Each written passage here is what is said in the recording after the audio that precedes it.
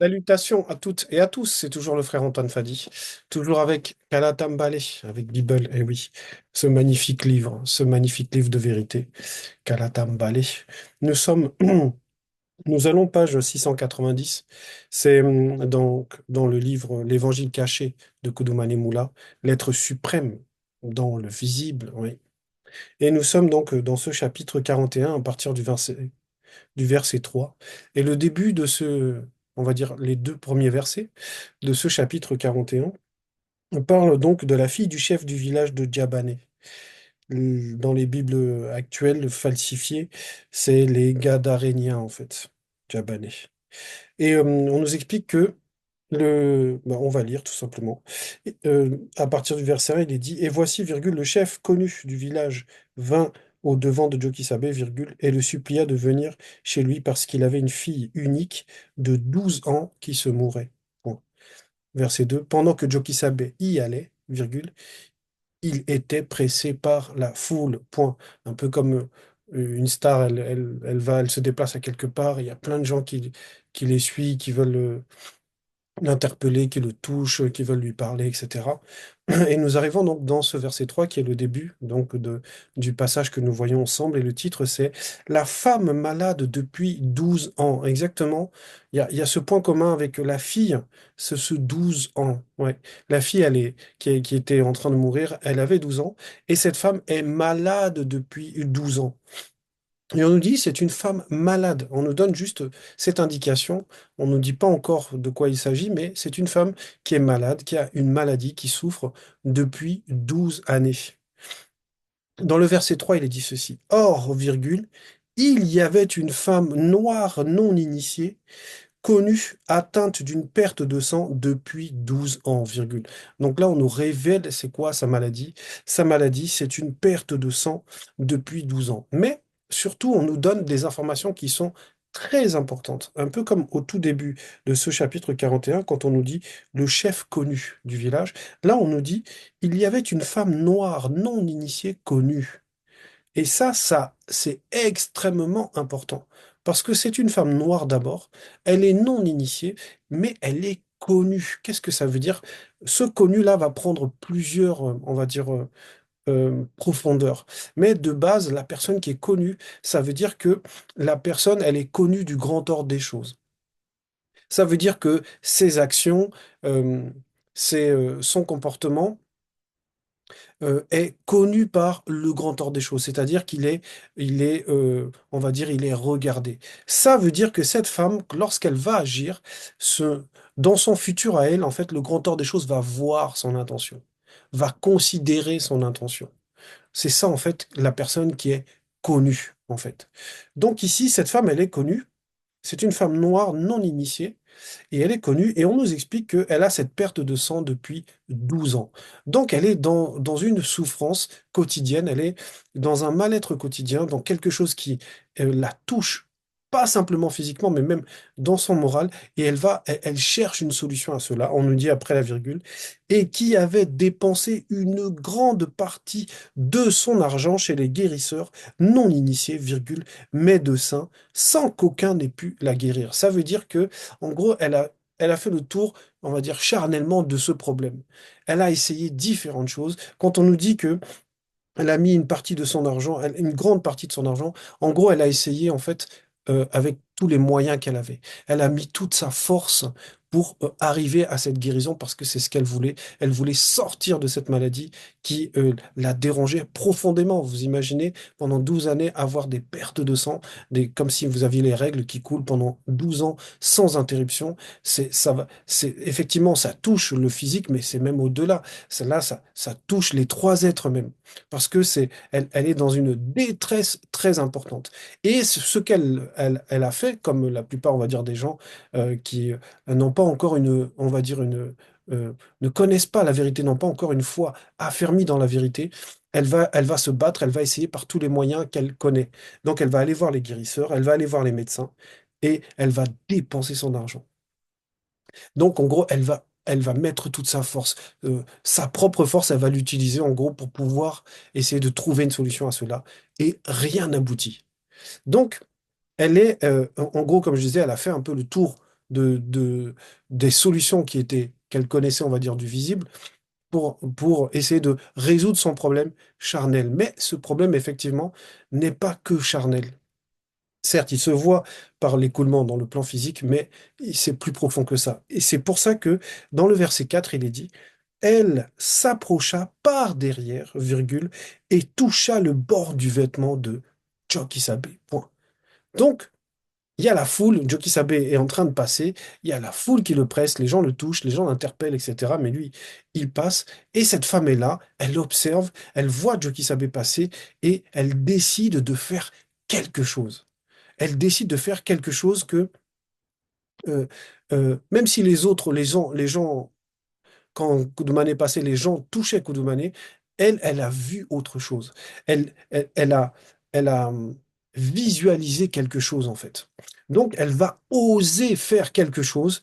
Pour elle, elle va oser faire quelque chose parce qu'elle a, dans sa tête, elle a une idée, on va dire, elle a ressenti quelque chose, elle a compris quelque chose, et elle va oser faire quelque chose pour elle, pour sa guérison, et qui allait lui apporter en fait la guérison, parce qu'elle a capté, en gros, une fréquence spirituelle. Elle a capté quelque chose spirituellement, elle a vu quelque chose, parce que on dit, et toucha le bord du vêtement de Chokisabe. Elle a touché juste un endroit précis, un bord, juste un tout petit endroit précis de son vêtement. Ça veut dire qu'elle a compris quelque chose, elle a capté quelque chose par rapport au vêtement. Parce que le vêtement a son importance. Le premier vêtement, on va dire, qu'on a, c'est notre propre corps, en fait. C'est le vêtement de l'âme et c'est le vêtement aussi, on va dire, de l'esprit, parce que les deux sont à l'intérieur. Et même le Moulidi nous avait expliqué cela par rapport à lors de la chute, lorsque le premier homme et la première femme donc, ont chuté, quand ils sont devenus pleinement physiques, c'est quand on leur a remis les vêtements en fait. Parce que le vêtement va représenter la dimension physique, va représenter le corps. Et c'est là que le physique, là, l'opaque, le physique apparaît. Donc le premier vêtement, c'est le corps. Et les premières personnes qui ont porté les vêtements, on va dire, c'est Moto et Muto par rapport à la réalité physique. Donc cette personne comprend que le vêtement y a quelque chose de spécial. Et oui, on va prendre cet exemple. On va aller dans Kinyé Beba, page 230. Voilà. Et on va parler du vêtement de Bai, celui qu'ils appellent Élie dans les Bibles classiques, donc le prophète qui ne connut point la mort. Et Bai, voilà ce qui est dit sur lui dans ce verset 7. Bai ôta son pagne qui était rempli d'énergie, virgule, et en frappa l'eau du fleuve, et il eut une onde de choc lumineuse électromagnétique. Point virgule. L'eau s'écarta de part et d'autre, virgule, et ils purent tous traverser à pied sec. Point. Donc là, on nous explique que Bay, en fait, avait un vêtement, avait un pagne, et en fait, ce pagne était chargé d'énergie. Parce que pour, on va dire, les initiés, pour certains prophètes, il y a dans le vêtement, en fait, il y a une puissance, il y a une énergie exceptionnelle. Et ça, c'est une représentation de ce qui se passe pour les entités, en fait. Quand les entités nous apparaissent, elles nous apparaissent avec des vêtements. Elles ont des vêtements, mais on sait que les entités, ce sont des énergies vivantes. Et le vêtement lui-même a sa propre énergie, en fait. Donc, elle a décodé cela. Le Verbe lui a permis de comprendre que ce ne sera pas à prix d'argent qu'elle aura sa guérison, parce que ça, la guérison ne s'achète pas à prix d'argent. Elle a compris que c'est spirituellement que sa guérison doit commencer. Donc, elle va visualiser sa guérison à travers une Kudumane, mais en faisant un lien en fait entre Kudumane lui-même et le vêtement, que en gros il y a une transmission d'énergie déjà entre Kudumane lui-même et le vêtement. Donc elle a compris que sa guérison, c'est dans ce vêtement-là, et qu'il faut aller toucher ce vêtement pour aller extirper l'énergie on va dire, nécessaire à sa guérison, parce que la femme, la femme représente en fait l'énergie extirpée de Moto. Cette puissance extirpée qui était au départ, qu'on a extirpée de Moto pour faire la femme, c'est ce geste-là en fait. Quand cette femme va venir toucher le vêtement, elle va faire sortir l'énergie de cet homme-là, de Kudumane. Elle va tirer cette énergie de Kudumane, exactement comme on a tiré la femme de l'homme en fait. On retourne donc page. 690, et on nous dit, dans le verset 5, il y a l'explication de qu'est-ce qui a motivé cette personne à aller toucher juste le vêtement de Joe Kisabe, mais en le faisant, comme il est dit, par derrière. C'est-à-dire que c'est, quand on dit par derrière, là, c'est que ça ne sera pas à la vue et au su de tout le monde. Ce sera, on va dire, comme en forme de cachette, comme en gros dans le secret. C'est secrètement qu'elle va venir extirper cela. Et on va le comprendre. Verset 5, il est dit, car elle se disait en elle-même, dans son esprit, deux points. Si je peux seulement extirper une petite portion de sa puissance en touchant le bout de son vêtement, virgule, je serai guéri. Point. Donc, elle a visualisé la guérison. Ce n'est pas juste qu'elle a cru qu'elle allait être guérie. Elle a visualisé cela. Et sa vision s'est portée sur le fait de toucher le vêtement. Que c'est par le vêtement qu'elle va extirper cette puissance, cette toute petite puissance qu'il lui faut pour être guérie, en fait. Verset 6. Au même instant, la perte de sang s'arrêta. Donc, la puissance effectivement est sortie et la puissance a restauré son corps. Verset 7. Et Jokisabe dit deux points. Qui m'a touché spirituellement? Point d'interrogation. Donc, au moment où cette perte de sang s'arrête, au moment où elle touche, puisque c'est instantanément, au moment où elle touche le vêtement, Koudoumane comprend qu'il y a une puissance qui est sortie de lui, exactement comme comme je disais, Muto a été sorti de Moto. Il y a une puissance qui a été extirpée. Et Koudoumane comprend que quelqu'un a réussi à lui faire, à lui extirper une puissance spirituelle, cette puissance qui était normalement liée, enfin, qui était réservée, on va dire, à cette jeune fille de 12 ans qui était mourante. C'est pour ça, probablement, qu'il y a le parallèle entre 12 et 12, hein. C'est qu'il y a un équilibre, il y a une proportion entre la puissance qui va sortir, qui était pour cette jeune fille, et la puissance dont cette dame a bénéficié et qui l'a guérie, en fait. Donc lui, il comprend qui m'a touché spirituellement. Donc il sait, il a compris qu'il y a une puissance qui a été extirpée de lui. Il y a quelqu'un qui a réussi à faire sortir cette puissance. Et la suite nous dit, comme tous s'en défendaient, virgule, d'aller et ceux qui étaient avec lui dire deux points.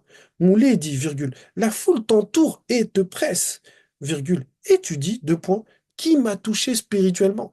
Donc Dalé et les autres ne comprenaient pas de quoi il parlait. Parce que lui, eux, voyaient comment les gens voulaient toucher Koudoumane, étaient autour de lui, le pressaient, etc. Il voyait tout cela.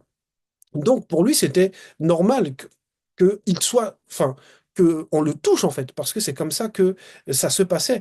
Mais Koudoumane, donc lui, parlait d'une certaine manière, avec une autorité, et il demandait qui l'a touché spirituellement. Et les apôtres ne comprenaient pas, mais com- on voit qu'on te touche physiquement, mais pourquoi tu parles de spirituellement? Pourquoi tu dis spirituellement? Et verset 8, Koudoumane va donner l'explication. Mais Jokisabe répondit deux points. Quelqu'un m'a touché spirituellement, virgule, car j'ai connu qu'une puissance était sortie de moi, point, avec un M majuscule, car une puissance était sortie de moi. Donc, une puissance liée à l'être suprême, on va dire au spirituel. Mais Jokisabe répondit deux points. Quelqu'un m'a touché spirituellement. Et oui. Donc lui, dans le plan physique, sait que spirituellement, il s'est passé quelque chose. Et là, il va demander, mais qui m'a touché spirituellement? Parce qu'il faut que, maintenant, il faut que cette personne ose venir vers lui. Parce qu'elle était venue, on va dire, par derrière, c'est-à-dire dans le secret. Mais maintenant, il faut qu'elle, ouvertement, il faut qu'elle aille vers lui. Et voilà ce qui est dit dans le verset 9. La femme, virgule, se voyant découverte, virgule, vint toute tremblante se jeter à ses pieds, non point pour l'adorer, virgule, et on va s'arrêter là d'abord. Donc, Jokisabe pose la question, et il la pose avec autorité. Il veut savoir qui l'a touché, parce que ça va permettre, ça va être un enseignement, en fait, pour les personnes. Et cette femme, parce que ce n'est pas une tricheuse, ce n'est pas une menteuse, quand elle est venue dans le secret, ce n'est pas que elle voulait nuire à Koudoumane ou faire du tort à Koudoumane ou voler quelque chose de Koudoumane. Ce n'est pas ça. Donc il est dit, la femme, virgule, se voyant découverte. Ça veut dire que la femme comprend que Joe Kisabe sait en fait ce qui s'est passé. Il a compris qu'une puissance est sortie de lui. Maintenant, il faut que elle ose venir et dire oui. En fait, j'ai, en gros, j'ai eu la foi et j'ai fait cela. Et c'est ce qui se passe. Il est dit, vint toute tremblante parce que effectivement, Joe Kisabe parlait à ce moment-là avec autorité. Et elle vient devant l'autorité. Elle vient devant celui dont la toute petite puissance a pu la guérir. Donc, elle vient avec humilité, elle vient avec crainte du respect qui est dû à cet être suprême dans le visible. Et donc, il est dit, toute tremblante se jetait à ses pieds, non point pour l'adorer, effectivement, virgule, et déclara devant tout le peuple pourquoi elle l'avait touché. Donc, elle a raconté en gros, la visualisation de cette guérison et comment elle a osé le faire parce qu'elle avait compris, elle avait pénétré une fréquence que les autres ne pouvaient point pénétrer. Virgule, et comment elle avait été guérie à l'instant. Et oui, en gros que sa foi, en fait, a été, c'est la facette de la personne connue, c'est-à-dire que cette énergie-là a accepté, a validé cette femme. Et parce que cette énergie-là, elle est consciente. Cette énergie a sondé, a trouvé digne l'intention de la femme. C'est pour ça qu'elle est sortie et qu'elle a été, donc, on va dire, euh, euh, elle a été, on va dire, elle a fusionné avec la femme pour cette guérison, en fait. Donc, elle a raconté tout cela et c'est un témoignage de comment, en réalité, la foi est. La foi doit pénétrer les trois dimensions, mais croire, normalement, c'est visualiser. C'est ce que ça veut dire. Elle a eu une foi. C'est pas qu'elle avait juste, elle croyait en la guérison en voyant Dieu qui savait. Elle a visualisé la guérison. Verset 10. Joe Kisabe lui dit deux points. Ma fille. Oh, ça veut dire que Joe Kisabe accepte cette femme. Ce n'est plus une non-initiée. Là, c'est ma fille. C'est-à-dire que Joe Kisabe se place maintenant en tant que père, en tant que patriarche, en tant que celui qui protège, celui qui aide, celui qui réconforte, le père, virgule, ta foi t'a sauvé et non ta foi t'a guéri. Mais ta foi t'a sauvé parce que là, ce n'est plus lié à la guérison elle-même. C'est une restauration de sa foi. Parce que le fait qu'elle était malade et qu'elle a été voir les guérisseurs, qu'elle a dépensé son argent, représente en fait une personne qui va chercher le salut, qui cherche à être sauvé, qui cherche à adorer le véritable Créateur, qui cherche à connaître la sanctification. Et les guérisseurs, les médecins vont représenter les religions, vont représenter les spiritualités. Et donc cette personne a mis son énergie dans les religions, dans les spiritualités, et au final, elle a été déçue parce que elle ne voyait pas la sanctification, elle ne voyait pas la restauration, elle ne ressentait pas ce salut qu'apporte la foi véritable. Et là maintenant, Joe Sabe, là, qui va représenter la vérité. Là, elle entre dans la vérité, elle découvre la vérité, elle accepte pleinement la vérité, ce qui lui permet la restauration. Donc il lui dit, ma fille, virgule, ta foi t'a sauvée. Et oui, parce que là, la profondeur de la maladie depuis 12 ans, c'est elle représente en fait l'enfermement dans lequel on est quand on est livré à nous-mêmes. Et maintenant, le salut, c'est le fait d'accepter la vérité et de grandir dans la vérité. Et Koudoumane l'accueille avec familiarité parce qu'il lui dit ma fille. Ça veut dire qu'il considère qu'il y a un lien maintenant entre elle et lui. Donc, elle n'est plus non initiée. Elle a changé de statut. Elle devient non initiée graciée. Va en paix. Eh oui. Ça veut dire que maintenant, là, elle va pouvoir marcher dans la paix. C'est-à-dire qu'elle va pouvoir honorer l'Oba, elle va pouvoir adorer l'Oba, elle va pouvoir suivre les préceptes, les commandements sans crainte parce qu'elle est désormais dans la vérité. On lui a redonné son identité. Donc c'est un message profond et c'est surtout un message puissant de la puissance de Joki Sabe et de la manière dont on peut percevoir la foi en fait. Et oui, la foi, c'est pas juste le fait, comme je disais, de croire en fait que quelque chose va arriver, mais c'est la capacité de le visualiser, la capacité de pénétrer, de capter la fréquence. Quand la personne est connue, le verbe permet cela. Donc, c'est un message à méditer pour nous tous, nous qui avons la foi en la vérité. À quel point nous l'avons, comment nous l'avons. C'est un peu le message. Le bas est toujours glorifié.